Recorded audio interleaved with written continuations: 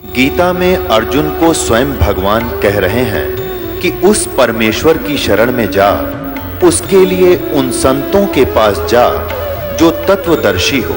इसी प्रकार हजरत मोहम्मद को उनका अल्लाह कह रहा है कि कोई और पूर्ण परमात्मा है। उसको पाने के लिए उन तत्वदर्शी संत की तलाश कर। वो प्रभु कौन है, ये जानने के लिए कृपया अवश्य सुनिए जगत गुरु तत्वदर्शी संत रामपाल जी महाराज के अमृत वचन।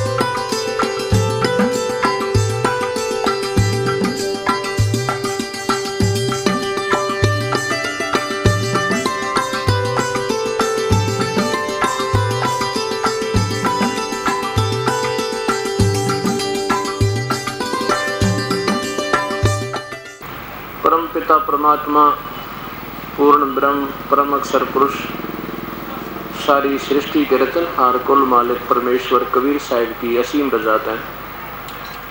इस पवित्र नगर जींद के अंदर ये परमात्मा की अमर कथा आज प्रारंभ हुई। ये 16 अप्रैल सन 2004 का शुभ दिन शुभ घड़ी इस पवित्र नगरी को और इन पुण्य आत्माओं को प्राप्त हुआ। सौभाग्य है आपका। परमात्मा पूर्ण ब्रह्म सारी सृष्टि के रचनहार कुल मालिक आप ही आते हैं अपने सतलोक को त्याग कर इस काल के लोक में हम नादान आत्माओं को अपने वास्तविक घर का ज्ञान कराने के लिए। तुम कौन हो, कहाँ से आए हो, तुम्हारा उद्देश्य क्या था, तुम कर क्या रहे हो, ये ज्ञान आपको सत्संग से प्रारंभ होगा। और सत्संग के अंदर ये आत्मा जब आती है, ये पुण्य आत्मा, मानो उस दिन आपके बहुत ही पुण्यक्रम आपके साथ होते हैं। ना जाने कौन से जन्म का ऐसा शुभ संस्कार है जिसके कारण आप इस शुभ स्थल पर आ पाए। तुलसीदास जी कहते हैं सकल पदार्थ है जग माही और कर्महीन नर पावे नहीं। माड़े भागों वाले को ऐसे शुभ समागम उपलब्ध नहीं हुआ करते। प्रथम तो ये प्राणी बहुत पुण्यकर्मी है जिसको आज मानव शरीर प्राप्त है। मानव शरीर के अंदर हमें बहुत ही अलग से सुविधाएं प्राप्त हैं अन्य प्राणियों की तुलना में। ये ऐसा क्यों है, हम कभी नहीं सोचते इस बात के ऊपर। जैसे बच्चे स्कूल जाते हैं, उन बच्चों की पोशाक अलग होती है, उन बच्चों को सुविधा भी अलग होती है। माता पिता सारा दिन मजदूरी करते हैं या अपना कोई व्यवसाय करते हैं, सुबह से लेकर शाम तक मेहनत करते हैं और बच्चों को फ्री छोड़ देते हैं, बेटा तुम पढ़ो, अपनी शिक्षा ग्रहण करो। उनको अच्छे स्वच्छ कपड़े, हर सुविधा हॉस्टल के अंदर उनकी कई बार सुविधा हो जाती है, तो वहाँ बैठे अपना पढ़ो और सब अपना सफल करो अपने जीवन को। आज जिन पुण्यात्माओं को मानव शरीर उपलब्ध है, स्त्री या पुरुष, ये मानव शरीर कहलाता है। इसको ह्यूमन बॉडी कहते हैं अंग्रेजी में। तो जिनको आज मानव शरीर प्राप्त है, ये पोशाक अलग से मिली है अन्य प्राणियों से। तो इन सब को प्रभु पाने वाले विद्यालय में प्रवेश हो चुका है। ये इतने शुभ नंबर हैं इनके, आपके इतने अच्छे नंबर हैं पिछले कि आपको परमात्मा पाने वाले विद्यालय में प्रवेश हो चुका है। अब जो बच्चे प्रवेश प्राप्त कर लेते हैं वो बहुत अच्छे नंबर होते हैं उनके, वो पास हो चुके होते हैं तभी दूसरी क्लासेज में यानी कक्षाओं में वो प्रवेश पाते हैं। जैसे शिक्षक भी बताते हैं बेटा पढ़ो, तुम्हारा जीवन भविष्य बहुत अच्छा होगा, अच्छे उच्च अधिकारी बनोगे या कोई अपना बिजनेस व्यापार ठीक कर पाओगे अगर शिक्षित होगे तो। माता पिता भी बताते हैं कि बेटा हम तो दुखी हो ही रहे हैं क्योंकि हम शिक्षा नहीं ग्रहण की, तुम बेटे पढ़ो अपना अच्छी तरह। या जिनके स्वयं माता पिता भी शिक्षित हैं, उच्च पोस्ट प्राप्त है या कोई अच्छा बिजनेस व्यापार प्राप्त है, तो वो कहता है बेटा देखो हम भी पढ़े थे तो हमें ये सुख हुआ, आज हमें उच्च जो ना पद प्राप्त है, समय पर रोटी अच्छी मिल रही है। यदि हम शिक्षा ग्रहण नहीं करते तो आज हम भी मजदूर होते और तुम भी दुखी होते। इसलिए इन सब उदाहरणों को देखकर उस बच्चे के हृदय में, बेटा और बेटी के हृदय में ये धारणा पैदा की जाती है कि शिक्षा ग्रहण कर लेगा तो तेरा जीवन सफल होगा, तो कभी दुखी ना होगा। जिन बच्चों को वो शिक्षा माता पिता की या अपने टीचर्स की या आसपास रिश्तेदार भाईचारे की शिक्षा ये समझ में आ जाती है कि ये कह रहे हैं बिल्कुल ठीक है और उनको सही मानकर दिन रात एक करके और अपनी पढ़ाई कर लेता है, तो वो उस सुविधा को प्राप्त कर लेता है जो उसको पहले वर्णन किया जाता था।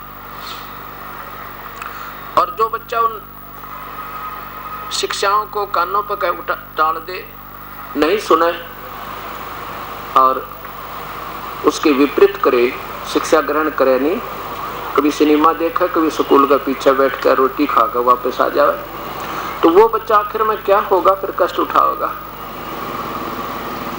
कैसे कष्ट उठाएगा कि मजदूरी कर रहा होगा। और जो बच्चा सफल हो गया, मेहनत करके अपनी विद्या सफल की उसने, फिर वो उच्च पोस्ट पे कोई अच्छा अधिकारी या कर्मचारी होगा। एक व्यक्ति कह रहा था कि उसने देखा कि उसका एक सहपाठी, जो वो दोनों स्कूल जाया करते थे, कक्षा विद्यालय जाते थे, एक तो वहां सड़क के ऊपर टोकरी डाल रहा है, मजदूरी कर रहा है, और उसका सहपाठी कार में बैठा जा रहा है, सरकारी कार में, जीप में। तो तब वो कहता है ये मेरे साथ पढ़ा करता, मेरे कर्म फूट गए, मैं पढ़ा नहीं, आज देखो मैं मजदूरी कर रहा हूं और ये कार में जा रहा है। तो यहाँ परमात्मा कहते हैं कि करता था जब क्यों किया, अब करके क्यों पछतावे, और बोया पेड़ बबूल का वीरा, आम कहां से खावे। अब आज स्थिति अपनी वही है। जो इस सत्संग के वचनों को उस अध्यापक जैसे और माता पिता जैसे समझ लेगा, वो प्राणी अपना जीवन सफल कर लेगा। और जो सोचा किसने देखा है देखी जाएगी, क्योंकि जो बच्चे मस्ती करते हैं वो ये सोचते हैं कि अच्छी समय पर रोटी मिले, माता पिता पैसे दे दे, बढ़िया कपड़े मिल गए, वो ये सोचे हैं ऐसे मौज रहेगी, इसलिए वो पढ़ते नहीं अपनी मूर्खता के कारण। और ये नहीं मालूम नादान, ये तो सदा नहीं रहेगी मौज।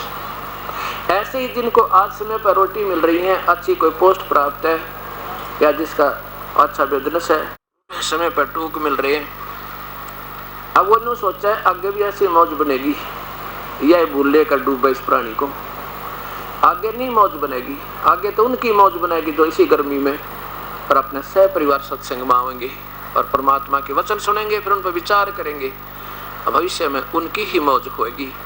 उनकी मौज नहीं वो है जो सत्संग की तरफ देखते भी नहीं।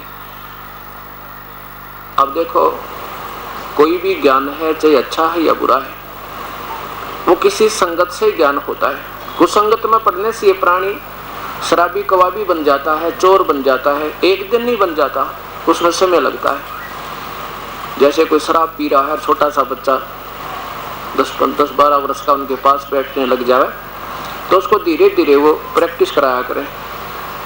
कभी तो उसने भुजिया खिलाएंगे, कभी नो कहेंगे ले थोड़ी सी पी ले। आज प्रथम बार पीएगा तो वो नहीं उस शराब को सहन कर सकता, उल्टी आवा, आँखों में अगर काना में अगर उसके जो है ना बुरा हाल हो जाए। लेकिन फिर भी वो जो है ना पक्के होते हैं, वो इलाका माने उसको सिखा के माने, और फिर जब वो उस पर व्यस्त हो जाता है, फिर रोजाना की माने एक बोतल खींचे।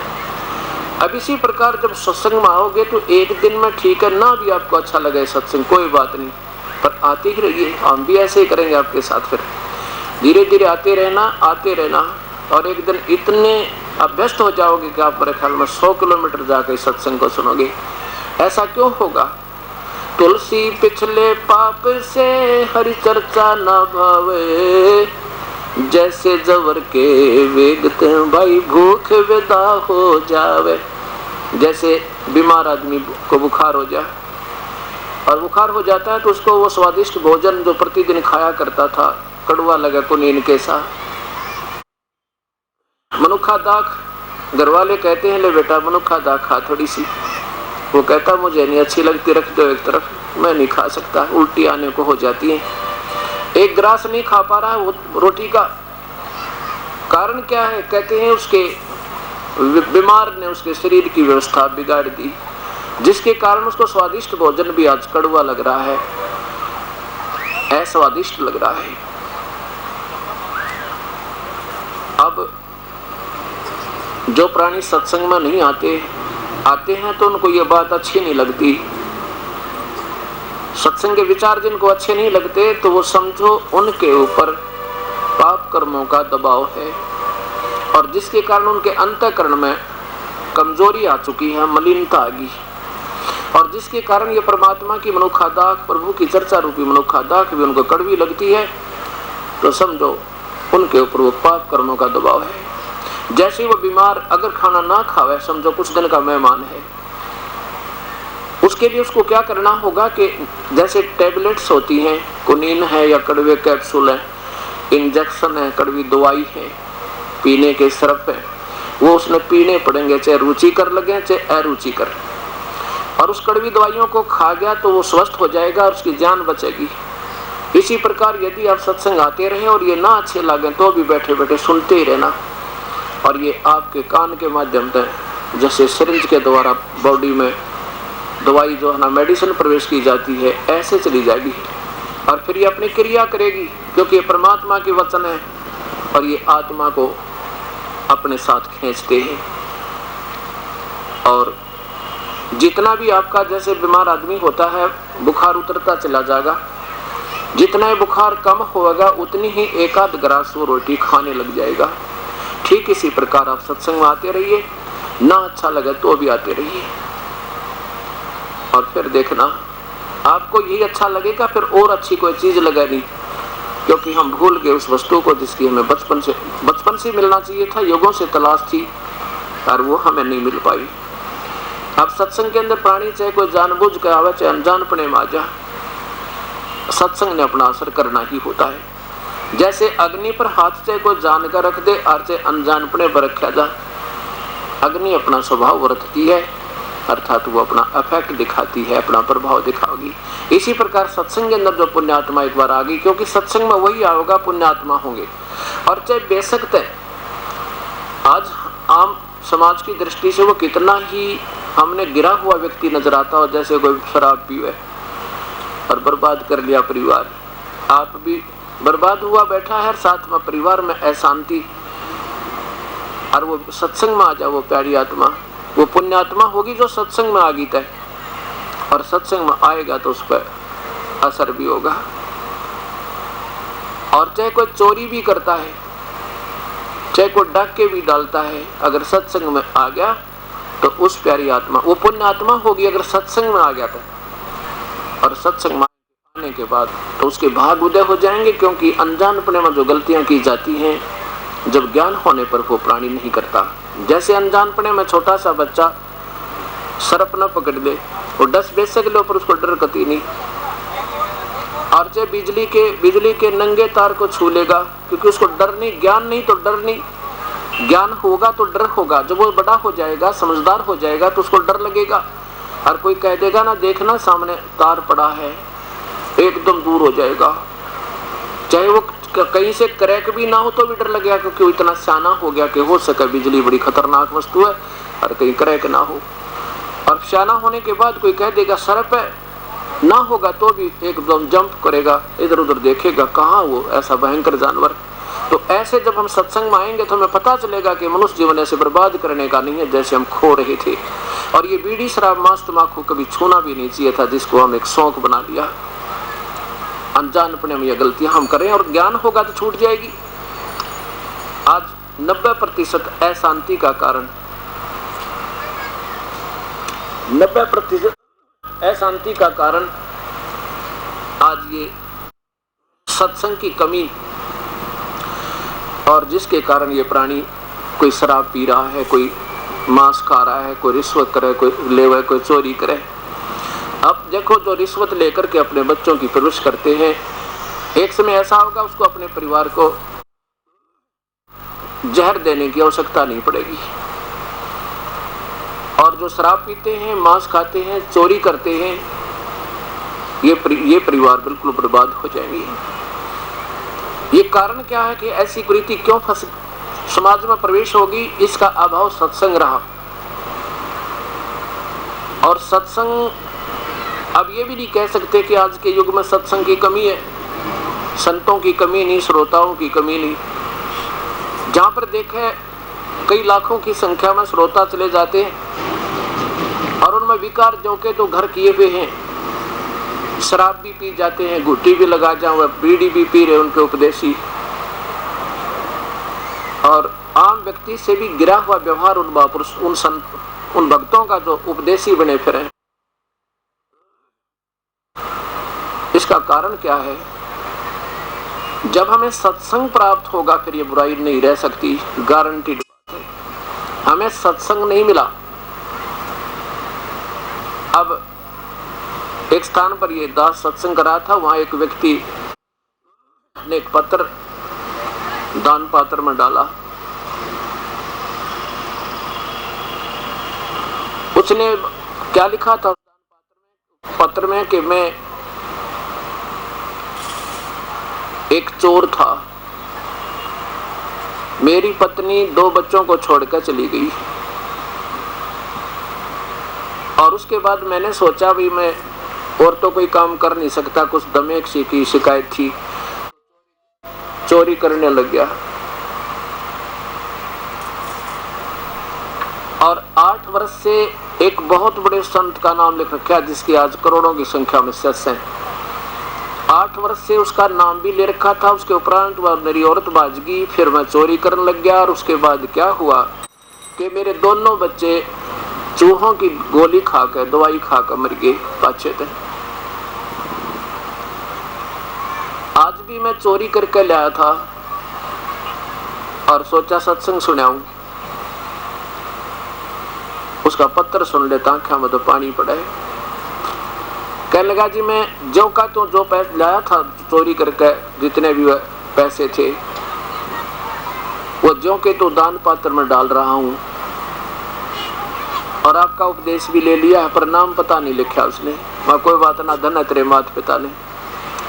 और उसने बताया कि आपने सही बताया सत्संग में कि पूरे संत के बिना ना तो विकार छूटे ना कर्म कटे, और 8 वर्ष से गुरुदेव मैंने नाम भी ले रखा था, पर 1% असर मेरा हुआ नहीं उनके वचन का। और आज जो आपने सत्संग फरमाया उसके अंदर मेरा कालजा हिल गया। अब जैसे जो प्राणी चोरी करता है या अपने बच्चों को सुखी करने के लिए दुनिया न लूटे, रिश्वत लेवे, एक 100 रुपये के पीछे बनमाने 20 चक्कर कटा देंगे अधिकारी और कर्मचारी एक भोली आत्मा की, और वो रो अकुणबा बैठ कर सारा, और साथ में कोई चोरी करे, कोई 2 के 20 बनावे, कोई मिलावट करके बेचे। अब क्या होगा? एक भगत जी कह रहा था, जी मैं कैसेट की दुकान कर रखी थी, कैसेट, ये जो सीडी और पहले कैसेट टेप वाली, वो मेरे ख्याल में 8 रुपए की कैसेट उसको 9 रुपए की 8 रुपए की मिले। मैं बोला भाई कह की बेचा करता? 35 की। तेरा गजब हो, ये कितने ठिकाना हो, 8 की 10 ले ले, 12 ले ले नाम रहता है। और फिर क्या हालत, और उसकी एक लड़की जवान और पागल होगी। ने बोला 2 लाख रुपये तो लाग लिए, हमारा जीरी बेराना कब ठीक होगी? सामने होती है सारी कहानी, और फिर भी समझ में नहीं आता, क्योंकि सत्संग का भाव प्राणी को, क्योंकि संत के वचन बिना आत्मा को असर नहीं हो सकता, उस पर ईश्वरीय कृपा होती है, प्रभु की रजा से ये सब कहानी बनती है। एक भक्त आया, उसने उपदेश लिया, कहने लगा जी मैं तो कति लुट पिट का आया हूँ आज। मैं क्या हो गया भाई? मेरा एक लड़का था, उसके दोनों गुर्दे खराब हो गए।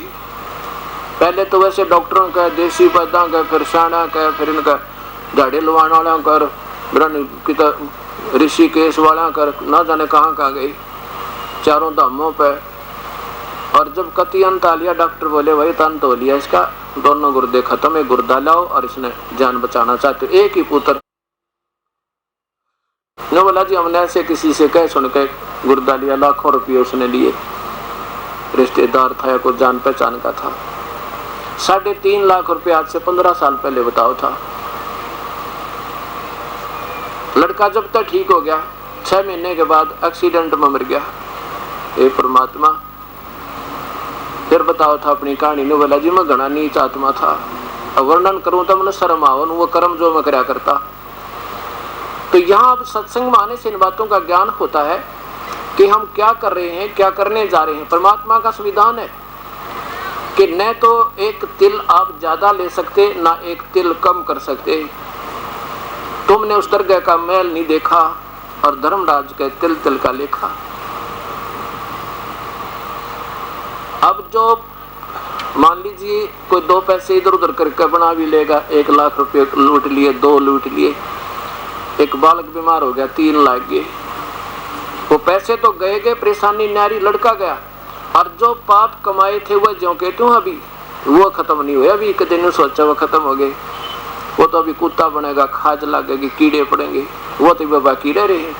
तो ये अज्ञानता क्यों है? क्योंकि हम भगवान की महिमा से अपरिचित हो लिए। अगर इंसान अपने ही प्रयत्न और अपनी मेहनत से, अपनी सोच पूछे जैसा उकार हो जाता, फिर क्या जरूरत मेहनत करने की? फिर परमात्मा का संविधान कहाँ रहा? एक नया पैसा आप ज्यादा नहीं ले सकते या भूल सा अपने। और जब ये हृदय में जच जाएगी कि वास्तव में यह बात 100 की 100 सत्य है, ना तो कोई बुराई करने दिल करे और भगवान में आस्था बढ़ जाए और परमात्मा फिर अपने गुण प्रयोग करे। आज ये जो सत्संग हो रहा है, ये एक परिवार करा रहा है, वो पुण्यात्मा, उन्होंने अब क्या बताते हैं, जब पूर्ण परमात्मा, पूर्ण ब्रह्म की शरण में हम आ जाएंगे, उसके पास एक वीटो पावर है। वो अपनी समर्थता से, अपने कोष से, अपने खजाने से आपके ना भाग में होगा तो भी दे देगा। क्योंकि पूर्ण परमात्मा, पूर्ण ब्रह्म समर्थ शक्ति है। बाकी जो भगवान है वो केवल वर्कडन देते हैं, अपने किया हुआ कर्म ही देते हैं। कौन कौन? ब्रह्मा, विष्णु, महेश, ब्रह्म और परब्रह्म तक, ये जितने भी प्रभु हैं, ये केवल किए हुए कर्म का आपको फल देंगे, उससे कम बत्ती नहीं कर सकते। और पूर्ण ब्रह्म जो परम अक्षर पुरुष, जो सतपुरुष, अकाल मूर्त, सब स्वरूपी राम, वो पूर्ण ब्रह्म है। उसके पास ये परम शक्ति है कि वो आपके ना भाग में होगा तो भी दे देगा। इसलिए कि इस बच्चे की आस्था मेरे में ज्यादा बढ़ जाए, अपनी भक्ति डट के कर ले, इसका जीवन सफल हो जाए। तो इस परिवार ने उपदेश लिए लगभग 4 वर्ष 5 वर्ष हो गए। इस बहन ने एक दिन कहा जी मैं एक कपड़े की दुकान करना चाहती हूँ, कपड़ा रख लें घर पे ही, वैसे तो सर्विस भी करता हो भक्त, फिर भी तो लड़की ने सोचा थी भी खाली वैसे खाली बैठने थे अपना कि मैं पार्ट टाइम में भी कर लूँ, अच्छी बात है। पर मैंने कहा बेटी 2 के 20 मत बनाना, हिसाब से ही करना। बोला जी जैसे बिल्कुल जायज लेंगे, हम ज़्यादा नहीं करेंगे। और ये भी मना किया, माँ बहन आजकल मेरे शोरूम बने वैसे बड़े बड़े शहरों में, बता तेरे दुकान कहाँ, कौन कपड़े बेचेगा? कहेगी रहने दे। पर वो तो पूरी तैयारी हो कर ली थी, बान भाइया ने भी, मेरा भाई भी साथ में है और कर लेंगे। अच्छा बेटी कर लेता है। 6 महीनों के बाद 7,000 का नुकसान हो गया। वो कहने लगी जी दुकान तो ना चली, माँ कोई बात ना बेटी, जो भगवान करता ठीक ही करता। तेनो बड़ी लड़की जी बिल्कुल सही करता है, जो परमात्मा करेगा बंदी छोड़ वो बिल्कुल सही करेगा, गलत हो ही नहीं सकता। ये भी हमारे फायदे में, इतना दृढ़ विश्वास चाहिए अपने परम पिता पे। फिर देखना ये क्यों कर खेल करे। हर जगह ढीले उठ छोड़ जाती, नो कहती के फायदा हुआ, नाम भी ले रखा था, हमारा 7,000 का नुकसान हो गया, तो कति बात बिगड़ जाती। परमात्मा हाथ हटा लेता, आस्था हट जानता है और यह बात बिगड़ जाती। और आज ये खुला पाठ करा रही जिसमें लाखों रुपए लगेंगे। 21 साल के बाद परमात्मा ने ऐसा छप्पर पाट दिया। जो चाहे सो कर सकता, और 1 नंबर तक दे दे, 2 भी ना होने दे। आपको बताता हूँ, ये दास जब सर्विस करता था, नाम ले लिया था और अपनी नीत साबित कर ली थी उस टाइम दास ने, चाहे मरे चाहे जीवा, अपना परमात्मा विश्वास करके चलेंगे। एक प्लाट ले लिया भिवानी में, एक दोस्त ने वैसे कह दिया ले ले, तो वहाँ ले लेते हैं, और उसमें थोड़ा सा मकान भी बना दिया। कुल मेरे ख्याल में 40,000 रुपये लगे होंगे। 1.5 साल के बाद अपने आप एक गाहक आ गया, वो कहने लगा जी मकान बेच लो। मैं ना बेचना था, वैसे कह दिया मैं 1.5 लाख रुपया लूँगा। बेचना नहीं था और बोले 40 ले लो। मैं सोचा बेवकूफ़, वो सारा 50 का भी कोई नहीं, 40 का। वहाँ फिर आइए तो फिर बात करेंगे। वो तो मान्या को नहीं ने। उसमें क्या हुआ कि उसके साथ से बाईपास निकल गया, मुझे वो मुझे मालूम नहीं था, और वहाँ रेट हो गए मेरे ख्याल में 100 गुना ज़्यादा। अब देखो, उसने भी कम से कम लाखों का फायदा और मुझे भी लाखों का फायदा। 1 नंबर से हो गया वो, और 2 नंबर से कर्म बिगड़ते और कद्दे 7 जन्म भी नहीं कमा सका इतने हम।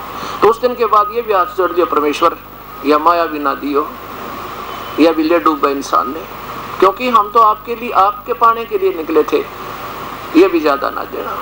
क्या बताते हैं,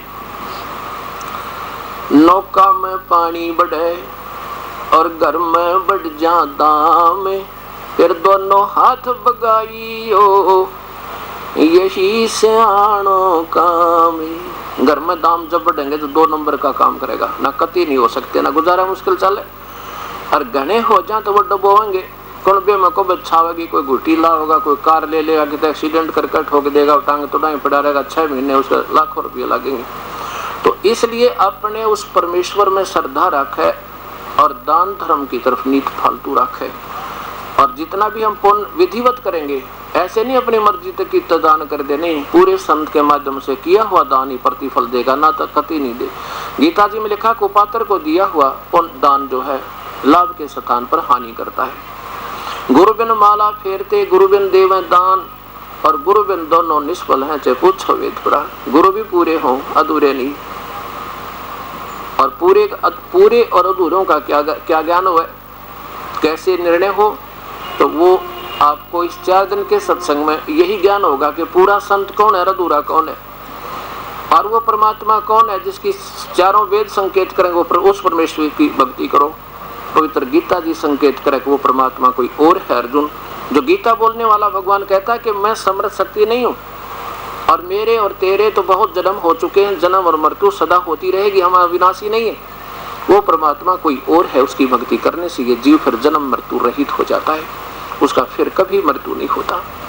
अब वो उस परमात्मा की जानकारी और उस शास्त्र आधार पर आपको बिल्कुल प्रमाणित दिया जाएगा कि वो परमात्मा कौन है। कौन? जो हमारे पाप कर्मों को काट दे, जो हमारी उम्र भी बढ़ा दे, हमारी मौत टाल दे। जैसे हिंदुस्तान के राष्ट्रपति के पास ये पावर है कि वो फांसी की सजा भी खत्म कर सकता है, उसको ना किसी गवाह की आवश्यकता, ना किसी वकील की आवश्यकता। अगर उसमें रहम आ जाता है पूरे के पूरे हिंदुस्तान के कैदियों की, वो 1 मिनट में खत्म कर सकता। उसको ये कहने वाला नहीं आपने ये क्या कर दिया। वो सुप्रीम पावर है हिंदुस्तान की। ऐसे जब परम शक्ति से हमारा परिचय हो जाएगा तो हमारे ये पाप कर्मों का निवारण वो कर देगा। अभी तक जितने भी महापुरुषों संतों के विचार उस परम पिता की थ्योरी छोड़ के उस पूर्ण ब्रह्म की जो महिमा हम सुना करते, वो तो हमारे तक पहुंची नहीं थी। हमारे तक पहुंची थी ब्रह्म तक की, पर ब्रह्म और ब्रह्मा विष्णु महेश तक की। तो इनके बारे में क्या ज्ञान दिया गया कि जैसा कर्म प्राणी करेगा वो तो भोगना ही पड़ेगा, और कर्म का दंड जीव को भोगना ही पड़ता, प्रारब्ध भोगे ही सरेगा। जब भी हम किसी संत के पास जाते थे तो यही प्रश्न और उत्तर उनका यही होता था, और साथ में उदाहरण दिया करते थे कि जैसे भगवान श्री राम ने सुग्रीव के भाई बाली की हत्या की थी एक वृक्ष की ओट लेकर, उसका भी कर्म दंड कर्म फल उसने भोगना पड़ा श्री कृष्ण बनकर त्रेता युग द्वापर युग में। तो हम चुप हो जाते थे, भाई जब भगवानों ने भी कर्म भोगने पड़े तो हम कौन से खेत की मूली, कर्म तो भोगने पड़ते होंगे।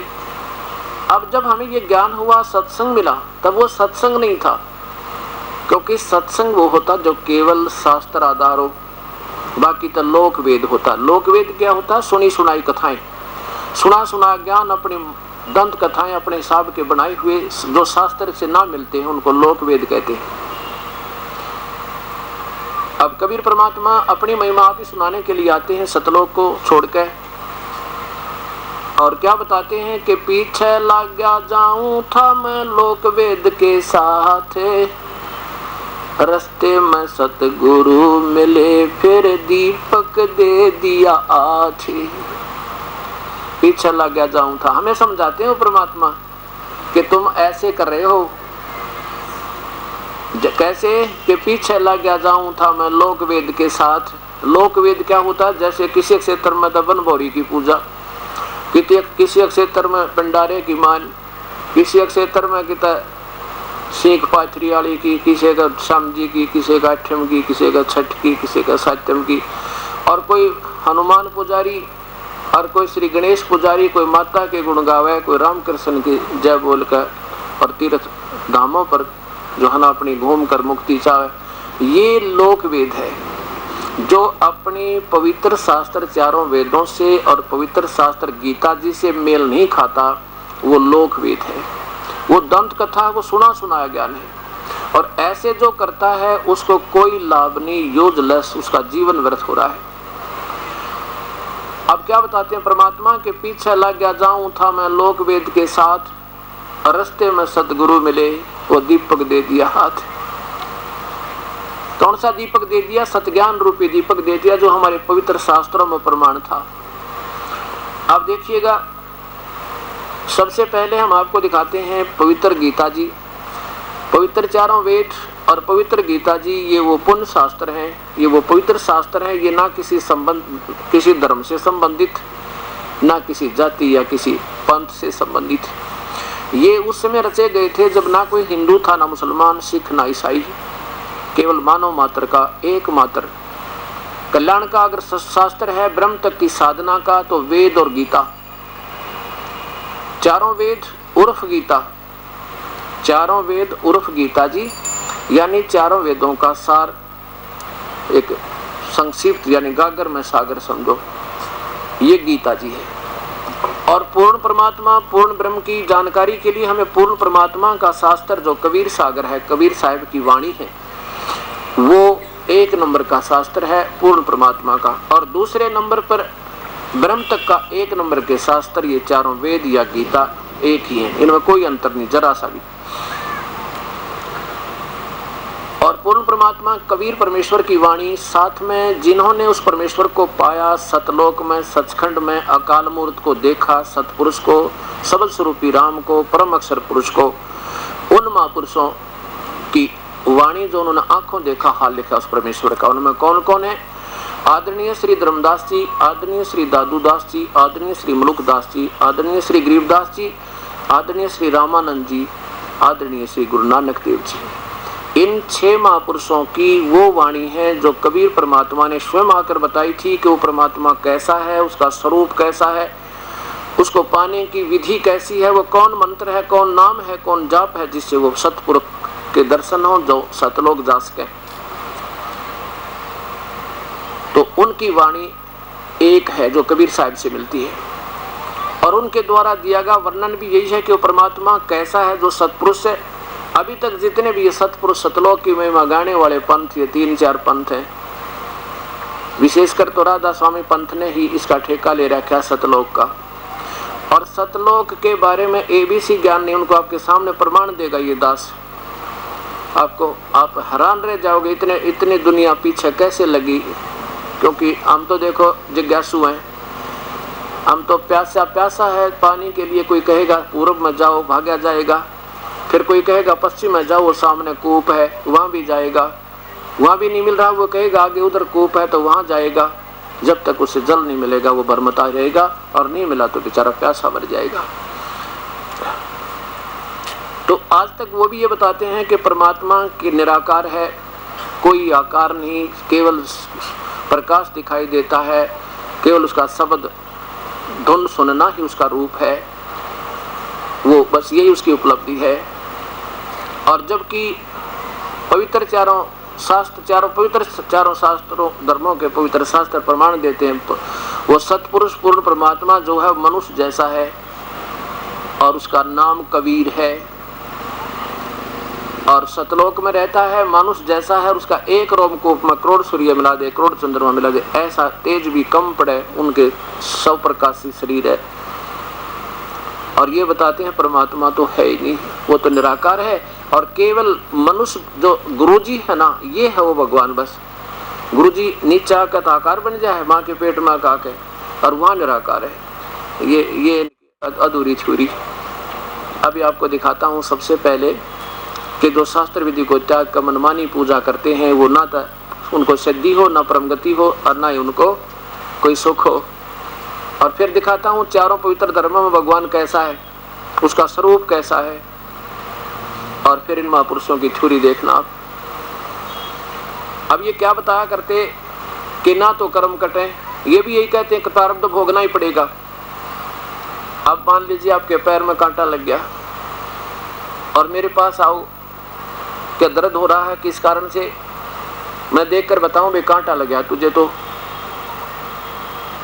और मैं कहूँ भी कांटा तो निकलेगा नहीं और जूते पहन लो, आगे कांटा नहीं लगेगा तो कभी नहीं, जूते कांटा लगे पैर में जूते पहने नहीं जा सकते।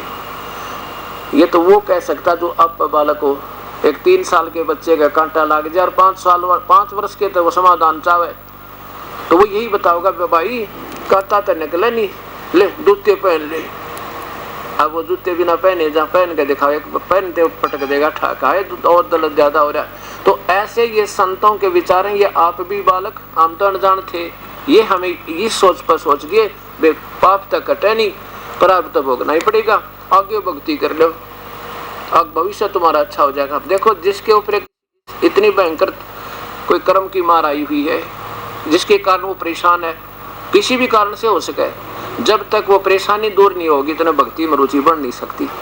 और जब वो परेशानी दूर हो जाएगी, वह टेंशन समाप्त हो जाएगी जीव की, परमात्मा रजा कर देगा। फिर देखा उसकी दूनी श्रद्धा भगवान में, और इस डर से भक्ति करेगा परमात्मा का, फिर कर ना टूट जाए, तो तब भक्ति बनेगी। ना ये खिलौने दे रखे हमारे तभी तक। दूसरी ये बताते हैं परमात्मा तो निराकार है, उसका कोई आकार नहीं।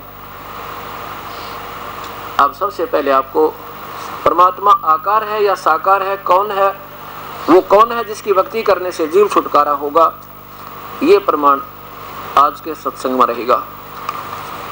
पहले आपको गीता अध्याय नंबर 16 के श्लोक नंबर 23 में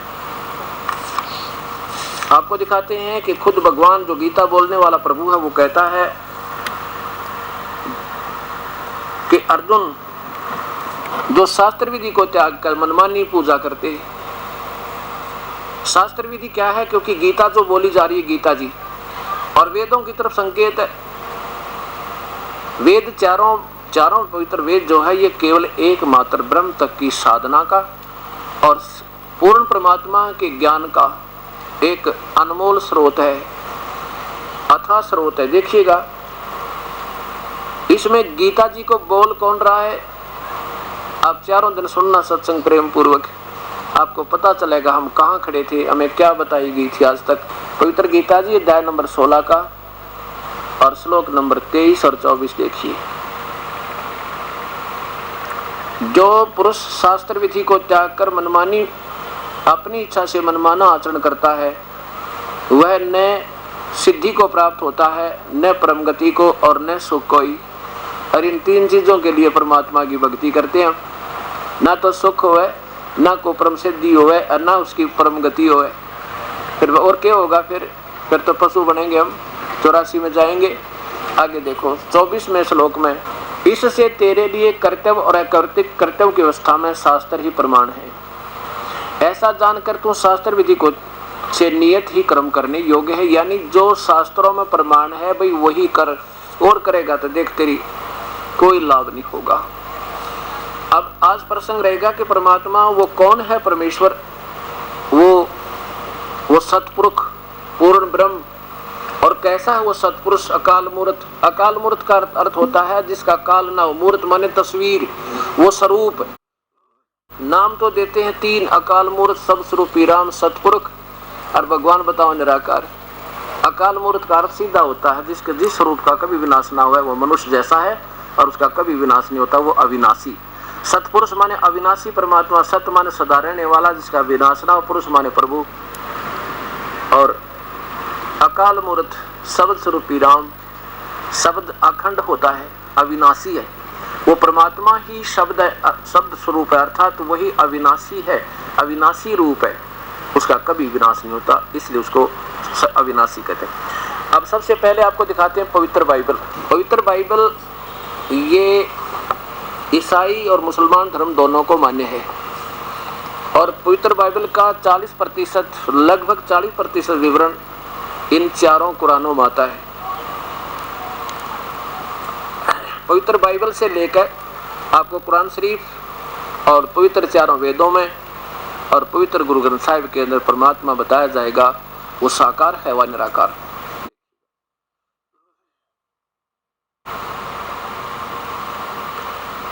अब देखो भक्ति तो हम बाद में करें, पहले ये तो फैसला कर लें वो परमात्मा है कौन जिसकी भक्ति करें। कभी तो हम जैसे रास्ता तय हो गया तो फिर 10 कदम भी रखेंगे तो मंजिल की तरफ होगी। अब हमें ये नहीं मालूम हम जा कहाँ रहे हैं और स्पीड भी पूरी कर रखी है तो वो व्यर्थ की होगी, क्योंकि 100 किलोमीटर जाकर पता चला तो हम गलत आ गए तो वो व्यर्थ की मेहनत हुई। पहले फैसला करके चला तो समझदार होता है। अब देखिएगा पवित्र बाइबल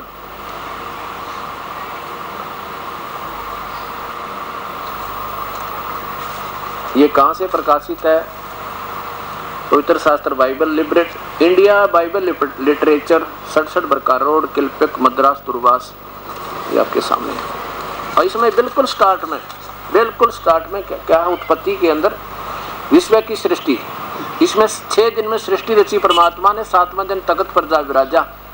यहाँ देखो सृष्टि के 7 दिन, पहला दिन, दूसरा दिन, तीसरा दिन, चौथा दिन और यहाँ देखो 5वां दिन और नीचे देखो ये 6ठा दिन सुनाऊंगा आपको। यहाँ देखो ये 26 नंबर आयत से, फिर परमेश्वर ने कहा हम मनुष्य को अपने स्वरूप के अनुसार अपनी समानता में बनाएं। अब क्या मतलब हुआ कि परमात्मा ने मनुष्य को अपने स्वरूप में बनाया, अर्थात वो मनुष्य जैसा है।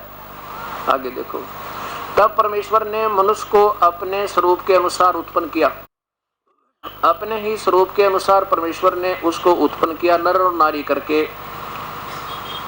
उनकी सृष्टि की। यहाँ देखो अब ये 7 लाइनों में 3 में लिख रखा परमात्मा सह शरीर है, मनुष्य जैसा है। और ईसाइयों ने पूछ ले what is the form of God, क्या कहेंगे गॉड इज फॉर्मलेस, परमात्मा निराकार है। और मूल शास्त्र बता रहा है वो आकार मनुष्य जैसा है। अब यही चक्कर पड़ा हुआ है। ये दास बताता है कि तुम अपने उस खजाने में फिर देखो जहाँ धन दब रहा है और उसको ना ढूंढ कर तो मजदूरी करते फिरते एक कौड़ी को ढूंढ रहे हो और पूरा नहीं पड़ रहा आपका, क्योंकि आपका रास्ता ठीक नहीं, वो ठिकाना ठीक है। और इसमें देखो कि परमात्मा की तरफ से कहीं भी मांस खाने का आदेश नहीं है, ना हिंदू को, मुसलमान को, ना सिख को, ना ईसाई को और ना हिंदू को। अब देखो फिर परमेश्वर ने उनसे कहा सुनो, जितने बीज वाले छोटे छोटे पेड़ सारी पृथ्वी के ऊपर हैं, जितने वृक्षों में बीज वाले फल होते हैं वे सब मैंने तुमको दिए हैं, वे तुम्हारे भोजन के लिए हैं। कहीं इसमें मांस खाने का प्रावधान परमात्मा की तरफ से नहीं है। और जितने भी पृथ्वी के पशु और आकाश के पक्षी और पृथ्वी पर रेंगने वाले जंतु हैं जिनमें जीवन के प्राण हैं, उन सब के खाने के लिए मैंने हरे हरे छोटे पेड़ दिए और वैसा ही हो गया। आगे देखो 7वां दिन, इस सारे काम का बनाना समाप्त हुआ और 7वां दिन परमेश्वर जो उस काम को करता था वो 7वां दिन समाप्त किया और उसके बाद वो अपना विश्राम किया। कहाँ पहुंच गया? ऊपर जहाँ से आया था सतलोक में, वहां पर पहुंच गया। इस प्रकार ये अब ये याद रखना कि परमात्मा ने 6 दिन में, प्रभु ने 6 दिन में सृष्टि रची, 7वां दिन विश्राम किया। अब मुसलमानों से पूछो परमात्मा कैसा है? बेचून है। बेचून माने निराकार, अनविजिबल, वो तो कभी दिखाई ही नहीं देता। और यही कहानी बिगड़ी पड़ी है। अपने चारों वेद बताओ परमात्मा आकार में है, जितने ऋषि और महर्षि वो के निराकार है। अब ये दिखाएंगे वो क्यों ऐसा माना, ऐसा क्यों हुआ उनके साथ। ये देखो पवित्र कुरान शरीफ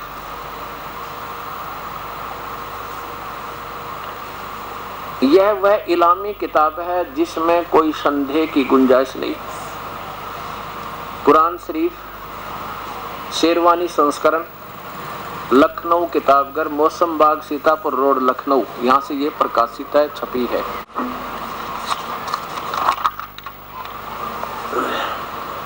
कुरान शरीफ लखनऊ किताबघर, मौसम बाग, सीतापुर रोड, लखनऊ से प्रकाशित है। इसकी सूरत फुरकानी नंबर 25, सूरत फुरकानी और नंबर 25 में स्पष्ट लिखा है कि वो परमात्मा मनुष्य, उसका नाम भी बताया इसमें कि वो कौन है वो परमात्मा। ये सूरत फुरकानी, कुरान शरीफ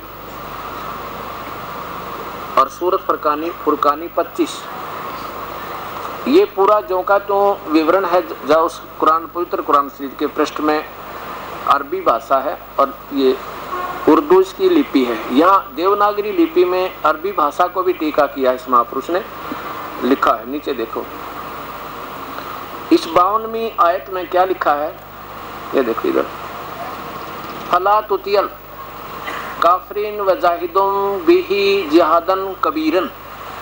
ये कबीर शब्द है, कबीर, कबीरन। अब ये कबीर है उसका नाम जो परमात्मा पूर्ण है। और ये भी विशेष, ये भी ध्यान रखना इसमें, इस पवित्र शास्त्र को पढ़ते समय ये भी ध्यान रखना कि इसमें एक तो हजरत मोहम्मद जी को ये कुरान शरीफ बोली जा रही है, आयतें उतर रही हैं हजरत मोहम्मद को, और बोल रहा है उसका खुदा, जिसको हजरत मोहम्मद अपना भगवान मानता है, अल्लाह मानता है। हजरत मोहम्मद जी का अल्लाह कह रहा है हजरत मोहम्मद को कि वो परमात्मा कोई और है जिसने 6 दिन में सृष्टि रची, 7वें दिन तख्त पर जा बैठा है, उसका नाम कबीर है। और वो इस हजरत मोहम्मद जी को एक जिंदा महात्मा के रूप में मिला था। जिंदा होते हैं मुसलमानों में एक संत जो एक काला सा ऊंचे से लंबे चोटे का टोप हुआ अगर काला, और काला ही एक ओवरकोट सा पहने अगर घुटना तो तलेती का, उनको ऐसी वेशभूषा वाले को जिंदा महात्मा कहते हैं। तो हजरत मोहम्मद को पूर्ण परमात्मा वो कबीर स्वयं आकर के मिले थे और उसको भी ये रास्ता ठीक बताया था, सचखंड दिखाया था, सतलोक दिखाया था। लेकिन हजरत मोहम्मद को उस जबराइल देवता ने इतना डरा दिया था, उसको पकड़ पकड़ कर दबोचा था और अपना ये काल तक का ज्ञान, ब्रह्म तक का ज्ञान यानी निराकार तक का ज्ञान उसमें ठोक ठोक कर भर दिया था। और उसके डर के मारे हजरत मोहम्मद ने सचखंड रहना पसंद नहीं किया, क्योंकि उसको वापस छोड़ा गया, फिर यहाँ तू भक्ति कर, तो उसने स्वीकार नहीं किया, अस्वीकार कर दिया। तो अब ये फिर आयत उतरी जब उसने कहा, उसके डरते हैं किसने, ज्योत निरंजन ने, ब्रह्म ने। 3 भगवान है, ब्रह्म, परब्रह्म और पूर्ण ब्रह्म। अब देखिए कुरान शरीफ, कुरान मजीद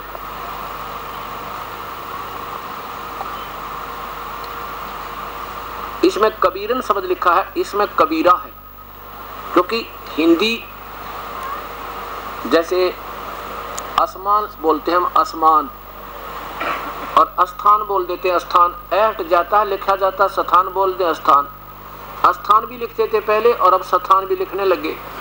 अब देखिएगा कुरान मजीद, कुरान शरीफ और कुरान मजीद ये एक ही हैं, और ये सारी हजरत मोहम्मद जी के नियमत उसके निराकार अल्लाह ने भेजी, या तो खुद आकर प्रवेश कर गया उसमें भूत की तरह प्रेतवत, या कोई अपना जबराइल नाम का देवता भेज दिया और फरिश्ता भेज दिया, उसको जबरदस्ती पढ़ाया, नहीं पढ़ा तो पढ़ इसको।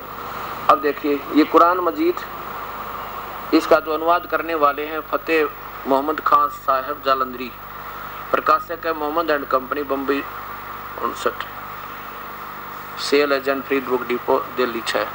इसमें देखिए ये वही है कुरान मजीद और फुरकान, सूरत फुरकानी 25। इसमें भी नीचे देखो वही जो का तो यहाँ पर कबीरा शब्द लिखा है वही, इसमें तो कबीरन है, यहाँ पर कबीरा है, और उसको लिखने में वो कबीरन भी लिख देते हैं, हिंदी में उसको कबीरा भी कर सकते हैं। नीचे देखो तो सीधा लिखा है, आगे देखो वही है नोकिनो 52वीं फला तुतियल काफिरन न व जाहिदुम बिही जिहादन कबीरा, ये कबीर शब्द है जो का तुम। आगे देखो इन्होंने हिंदी भी किया है।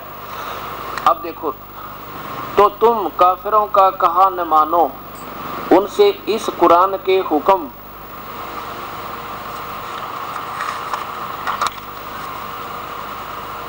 कुरान के मुताबिक बड़े जोर से लड़ो। अब देखो इन्होंने क्या किया, कबीर का अर्थ बड़ा कर दिया और यही बात बिगड़ गई। अब यहाँ क्या लिखना था कि वो क्या कह रहा है हजरत मोहम्मद का खुदा। अब देखो यहाँ पर भी यही कबीरा शब्द है, सूरत फुरकानी है ये 25 नंबर आयत नंबर 21 में भी ये कबीरा शब्द है। अब इसमें क्या बताना चाहता है ये दास कि ये हजरत मोहम्मद को जो आदेश दे रहा है, जैसे गीता में आदेश अर्जुन को दिया जा रहा है, वो भगवान कोई और है और वो बोल रहा है कि वो परमात्मा कोई और है। गीता बोलने वाला प्रभु कहता है कि वो परमात्मा कोई और है, उसकी शरण में जा, जिसकी कृपा से तू परम शांति और शाश्वत स्थान को प्राप्त होगा, यानी उस परमात्मा की शरण में जा। तो वो परमात्मा कौन है? अब इसमें भी देखिएगा, गीता बोलने वाला भगवान स्वयं कहता है कि एक और प्रभु है। ये भी साथ में लेना क्योंकि इससे मिलता जुलता प्रकरण है इनका। इसमें क्या लिखा है अध्याय नंबर 18 के और श्लोक नंबर 62 में, हे भारत, तू सब प्रकार से उस परमेश्वर की शरण में जा, उस परमात्मा की कृपा से ही तू परम शांति और सनातन परम धाम को प्राप्त होगा। सनातन परम धाम माने सतलोक, शाश्वत स्थानम, ये शाश्वतम स्थानम, सनातन धाम, परम धाम, सतलोक, हम उसे सतलोक कहते हैं। और फिर देखिए 15वें अध्याय के 4थे श्लोक में ये भगवान गीता बोलने वाला कहता है कि अर्जुन, 4थे अध्याय के 4थे श्लोक में, अर्जुन तेरे और मेरे बहुत जन्म हो चुके, उनको तू नहीं जानता, मैं जानता हूँ, अर्थात आपा दोनों नासवान है। तेरी और मेरी तो जन्म और मृत्यु होती रहती है। 4थे अध्याय का 5वां श्लोक, हे अर्जुन मेरे और तेरे बहुत जन्म हो चुके, उन सबको तू नहीं जानता, मैं जानता हूँ। और दूसरे अध्याय के 17वें श्लोक में लिखा है कि नाश रहित तो उसको जान, जिसने सारे ब्रह्मांडों की रचना की। अब इन सारे सबसे लिंक बनेगा अपना उस परम पिता के साथ जिसकी हमने भक्ति करनी थी और हम नहीं कर पा रहे थे। ये देखो अध्याय नंबर 2 का और श्लोक नंबर 17 देखो, इसमें क्या कहता गीता बोलने वाला भगवान के नाश रहित तो उसको जान, जिससे यह संसार पूर्ण संपूर्ण जगत दर्शय वर्ग व्याप्त है, यानी जिसने सारी सृष्टि रची है, रचना की है। इस अविनाशी का विनाश करने में कोई समर्थ नहीं है। इसलिए 15वें अध्याय का 4था श्लोक फिर देखो, 15वें अध्याय का 4था श्लोक बताया है। हाँ, पहले 4थे अध्याय का 34वां देखकर 15वें से लिख बनेगा। उसमें लिखा है कि अर्जुन, मैं नहीं जानता उस परम पिता के बारे में, उसको तो कोई संत बताएगा। तेरे भाग जग जा, कोई तत्वदर्शी संत तुझे मिला, उसके चरणों में जाकर अपना कल्याण करवा लिए। मैं नहीं जानता उस परम पिता के बारे में, वो कौन है, उसकी भक्ति कैसे की जाएगी, उसको तो वो संत बताओगा। अध्याय नंबर 4 का और श्लोक नंबर ये 34 देखो, उस ज्ञान को तू तत्वदर्शी ज्ञानियों के पास जाकर समझ, उनको बड़ी भांति दंडवत प्रणाम करने से, उनकी सेवा करने से और कपट छोड़कर सरलता पूर्वक प्रसन्न करने से वो परमात्म तत्व को बड़ी भांति जानने वाले ज्ञानी महात्मा तुझे तत्व ज्ञान का उपदेश करेंगे। और जो तुझे जब वो संत मिल जा, वो तत्व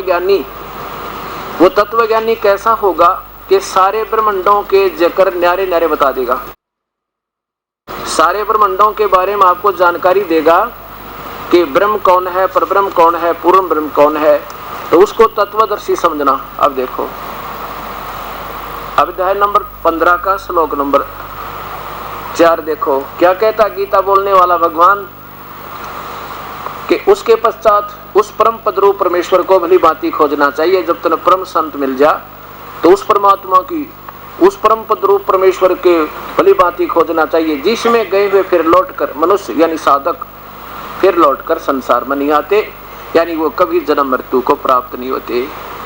और जिस परमेश्वर से सारे ब्रह्मांडों की यानी इस पुरातन संसार वर्ष की प्रवृत्ति विस्तार को प्राप्त हुई है, और उसी परमेश्वर की मैं शरण में हूँ, मैं भी उसका अधीन हूँ, वो मेरा सुप्रीम बॉस है। उसी आदि पुरुष नारायण के मैं शरण हूँ, मैं उसके अंतर्गत आता हूँ। इस प्रकार दृढ़ निश्चय करके उस परमेश्वर का मनन और निधिध्यासन करना चाहिए। अब यहाँ देखना, इसी प्रकार जो कि तो पवित्र कुरान है, कुरान शरीफ है, और ऐसे पवित्र गीता जी हमें वही ज्ञान दे रही है। हमारे शास्त्र मूल धर्मों के, चारों धर्मों के अलग नहीं है, लेकिन हमारे गुरुओं ने, जो वर्तमान के गुरुओं ने हमें गुमराह कर रखा है, इन्होंने शास्त्र विरुद्ध साधना बताकर लोक वेद बना रखा है, हमारे को उस वास्तविकता से दूर कर दिया। अब देखिएगा वही कुरान शरीफ जहाँ से हमने आगे चलना है, सूरत फुरकानी 25, ये कुरान शरीफ वही है, और इसकी कुरान सूरत फुरकानी और 25 नीचे देखो 52 नंबर आयत पर आइए आप। फिर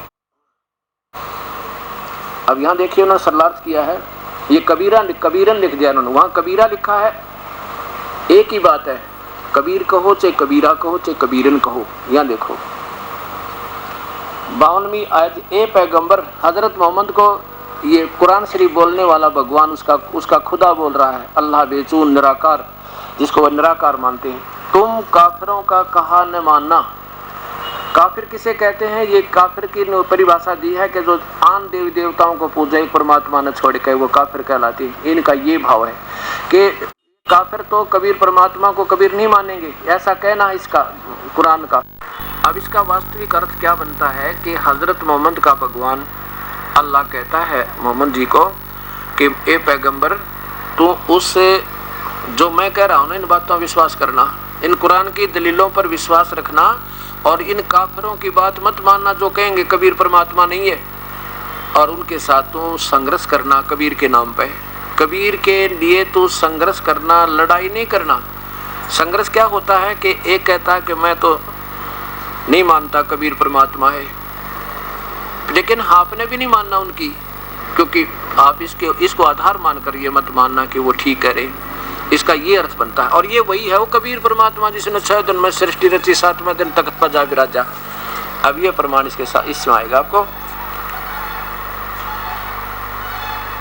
ये वही कुरान शरीफ